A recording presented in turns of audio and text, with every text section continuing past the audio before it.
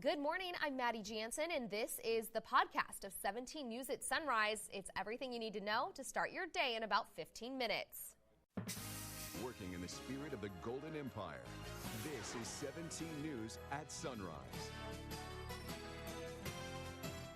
Good morning. Right now at 5, the search for the gunman who shot a sheriff's deputy in the face in Paso Robles yesterday continues. And investigators say they believe the man may be responsible for 2 murders. The argument to partially defund the Bakersfield Police Department comes to the City Council as members tackle the budget and rising tension across the country. And the U.S. hits a grim milestone, 2 million cases of the coronavirus. We'll have the latest on the pandemic as we await an update this morning live from local officials. This is Thursday, June 11th, 2020. Good morning. It is 5 a.m. on this Thursday, and yeah, it's going to be another warm day across the Golden Empire. Yeah, those temperatures just kind of take us on a little roller coaster ride recently, so hang in there because it'll get better after today. Yeah, well, we were lucky yesterday. We didn't hit 100. We were in the upper 90s, but today it looks like we're on our way to the triple digits. So something we have to deal with for at least one day before we start to see another cool down. Let's show you the high of yesterday, and we hit 98. Normally 89, the record 107, set back in 1975. And again, that was yesterday's high. 69 degrees out there in Bakersfield right now. No wind to talk about, and we've got clear skies. Here's a look at the hour-by-hour forecast for you. Starting out in the 70s, 93 at noon, and then by 3 o'clock, we're near 101. For Tehachapi, 52 degrees. Start off your morning, an east wind at 3 miles per hour, an hour by hour for you. Starting out in the lower 50s, by noon, you're at 87, and near 90 by 3. We'll have more weather coming up in just a little bit. Back over to you. All right, Kev, thanks so much. This morning, people in Paso Robles are on edge as a manhunt continues. The man accused of shooting a sheriff's deputy in the city is still on the run. Annika Abbott has more. They're requesting you come in blacked out. They are taking fire from north of the DMV. Sheriff's deputies were called to Paso Robles just after 3 Wednesday morning after a man opened fire on the police station. This morning we had an unprovoked attack on local law enforcement and, in my opinion, an act of a coward. As 2 deputies searched the area, one was shot in the face in an ambush attack. The wounded deputy was flown to a trauma center out of the county for his advanced medical treatment.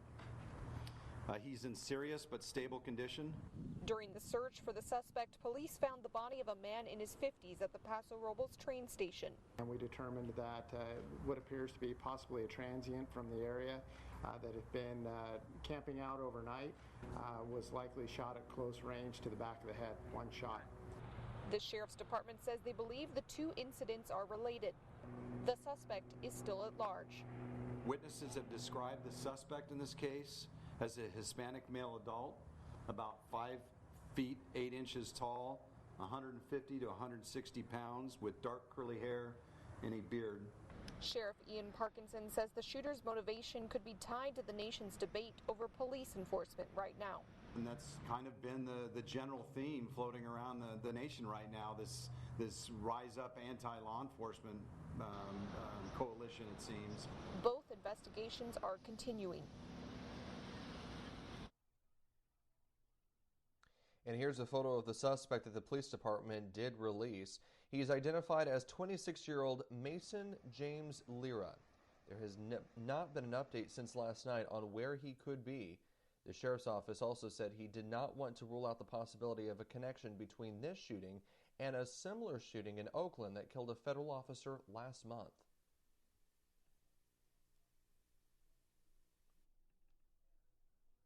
Guns, drugs, and cash all found after deputies discovered a large pot grow in northwest Bakersfield. KCSO says they discovered the operation after responding to a call on Gilmore Avenue. The department says cannabis was being grown illegally inside an industrial building. Along with drugs, KCSO says they found several guns at the site, including 2 AR-15s that violate state law. More than $8,000 in cash was also found. KCSO arrested 31-year-old John Blackwell on a slew of gun and drug charges. He's also facing charges for allegedly draining chemicals from the lab into the sewer system.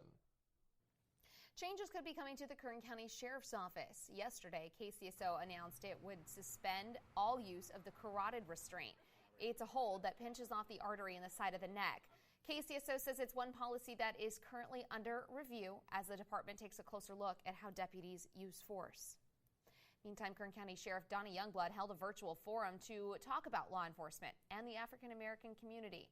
But at times, things got a little testy. 17th Amber Frias listened in on the 90-minute meeting and has details. The sheriff agreed change needs to happen. We've been here before many times. We have to go forward. But not in a way some of the panelists proposed. It's going to take a lot of different things to settle our community right now. But I think a citizens review board would be one of them. I am not for a citizens review board. Sheriff Donnie Youngblood said the department is already, quote, straightforward with the community. He added that in the 14 years he's been sheriff, he's fired or allowed to resign 100 people for misconduct, assuring the panelists he doesn't permit bad behavior. Youngblood added there was no need for him to repent for bad behavior because he said he didn't know of any. If I repented to you, I'd resign right afterwards because I would be admitting that I've been doing something horribly wrong. Something that didn't sit well with some of the panelists. If you don't own up to what you've done, how can you move forward as a community? Arlena Waller, moderator of today's meeting, then switched the focus of the meeting to officer diversity. What are your practices for diversifying the officers that you're hiring? You know, I can tell you that 40+ percent is Hispanic and about 2.7% is African American. Sheriff Youngblood shared the department has a hard time hiring African Americans. Partly our fault, partly the community's fault, because some of you teach your children that cops are bad, don't you? So they wouldn't want to be one. A response that also didn't sit well with the panelists. You know, that relationship and staying it comes from you.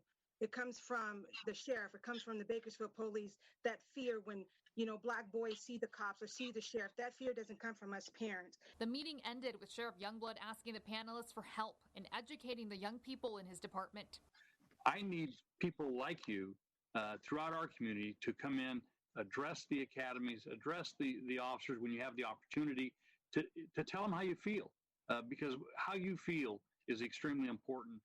Now, one of the agreements made at the meeting was that the department was going to look into bringing together an advisory committee.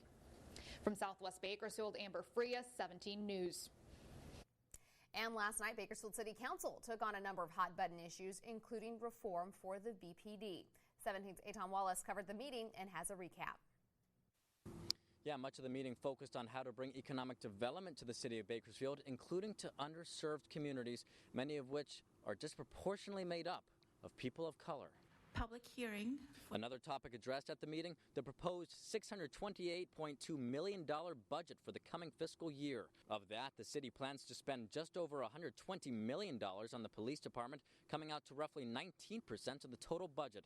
While police reform was not on the agenda Wednesday night, some of the public comment portion of the meeting was dedicated to that very topic. It is time to try something new.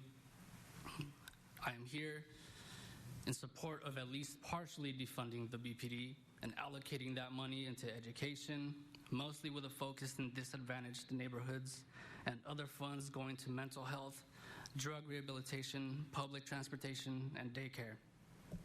Our current system is unsustainable, it is ineffective, and it has resulted in the unjust killings of countless black and brown lives. Toward the end of the meeting, 2nd Ward City Councilman Andre Gonzalez made the following referrals on police reform. First, he's asking city staff to create a document that tells the public how BPD policies and practices have changed over the last 3.5 years. Second, he's requesting that the city manager and police chief review the 8 can't wait policy recommendations presented nationwide. Third, Gonzalez is calling for city staff to develop an action plan to present to the council within the next 30 days. Fourth, he wants the city manager and police chief to create a 6-month-long task force made up of community members to review policy recommendations from the community. And fifth, he wants the Safe Neighborhoods Committee to initiate a violence prevention strategy. Clearly, we can't put on the shoulders of the Bakersfield Police Department to create a safe and vibrant community. That it's much more than that. It requires investment. And so I'd like us to look at a more proactive strategy to really create safe and vibrant neighborhoods.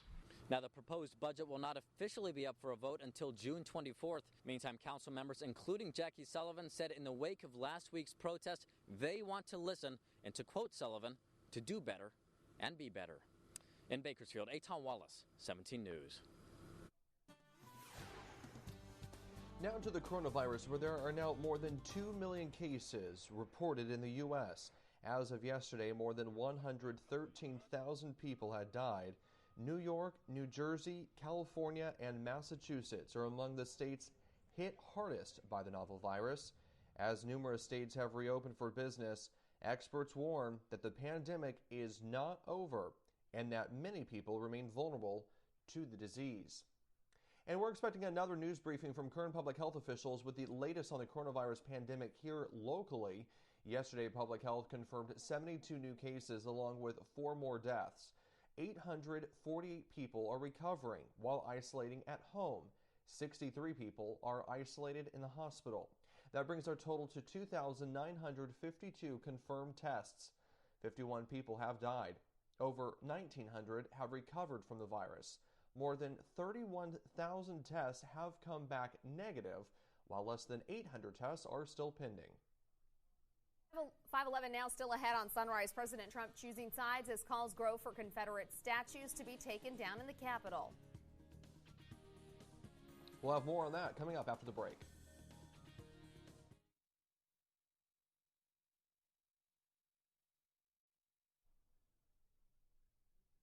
Welcome back. While the stay-at-home order may be good news for our pets, animal experts say your dog or cat could suffer some serious setbacks as more people go back to work. 17's Taylor Schaub joins us with some tips to help your pup work through separation anxiety. Good morning, Taylor.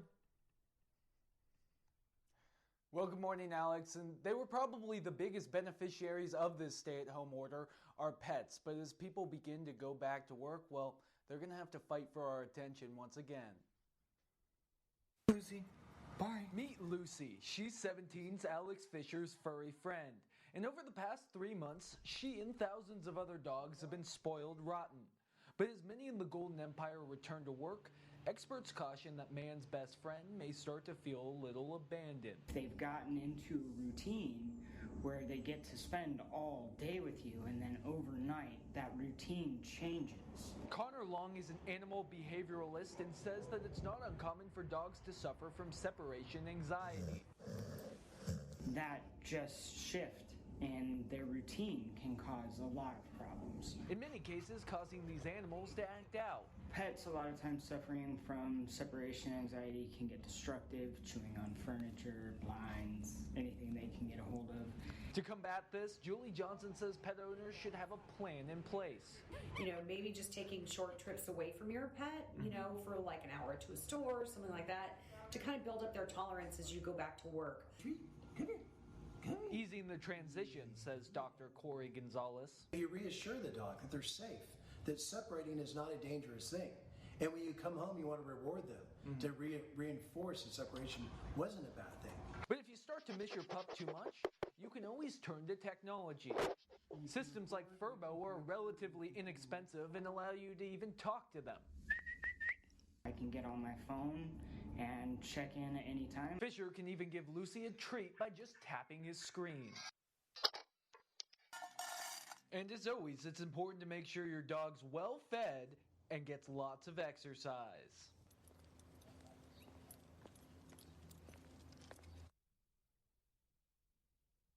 And if those separation anxiety issues continue, you should reach out to your local veterinarian or an animal behaviorist.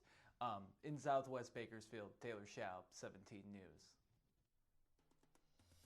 Taylor, thanks. I'm pretty sure my dog Lucy likes it when we leave, because when I leave, I'm always on the Furbo giving her treats, so I think she likes it when I'm out of the house. Still to come this morning on Sunrise, Kern County has a tricky relationship with marijuana, but one new company is making a run for the industry in one of the few places it's legal. That story coming your way after the break. KGET IT Business Watch is brought to you by Grapevine MSP Technology Services, the Valley's leading IT service provider. 5:25 now as the tug of war continues over legal cannabis in Kerns. A company in Arvin's now the county's first marijuana delivery service. 17th Karen Waugh got an exclusive tour and has a look inside. For the past several years, Kerns has been one of the few counties in California where it's illegal to both buy and sell marijuana. But here we are in Arvin at the county's first legal retailer where you can get products just like this delivered straight to your door. With a quick ring, I would recommend you get the sativa. Or the click of a button. Just like Uber Eats, you'll be able to track your order. You'll see that we're on our way. We'll notify you when we're on our way, and we guarantee you to be there within an hour. Tucked away in Arvin, this 10,000 square foot facility has become Kerns' Cannabis Kingdom. The funny part is I actually voted against the legalization of cannabis. I did not support it. But he was overruled. In 2018, voters in Arvin passed a measure to legalize and tax marijuana.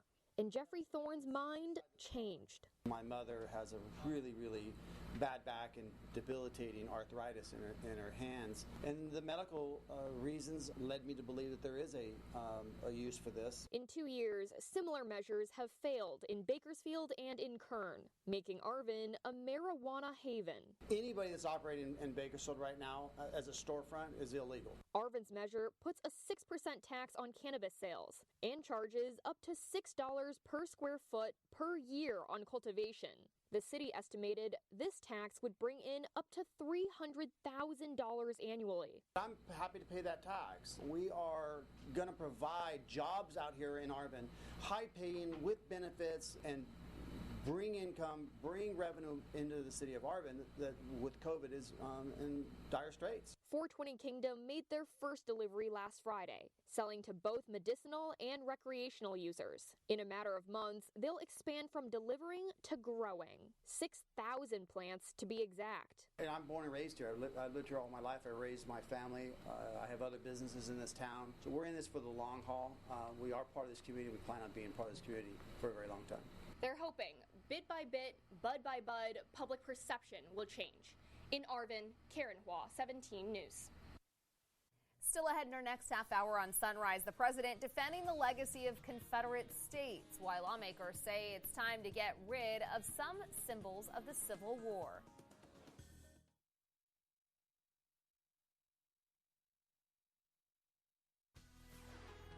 President Trump heads to Dallas, Texas today to meet with police and religious leaders, but it's his rally in Oklahoma next week that's sparking controversy. Tracy Potts joins us with more on that, plus efforts to remove symbols of racism in Washington and the nation's military bases. Maddie and Alex, good morning. Good morning, everyone. In the context of sensitivities within and toward the African American community right now, President Trump is getting some questions about the timing and location of his campaign rally next week. With friends of mine and President Trump heads to Dallas today. He'll talk police reform with faith leaders and law enforcement. But it's his rally next week in Tulsa, Oklahoma that's drawing criticism. Beautiful new venue, brand new, and they're looking forward to it. That rally, the first since the coronavirus pandemic, is scheduled on June 19th, Juneteenth, a day when African Americans remember the end of slavery, happening in a city where a white mob killed hundreds of black residents in 1921.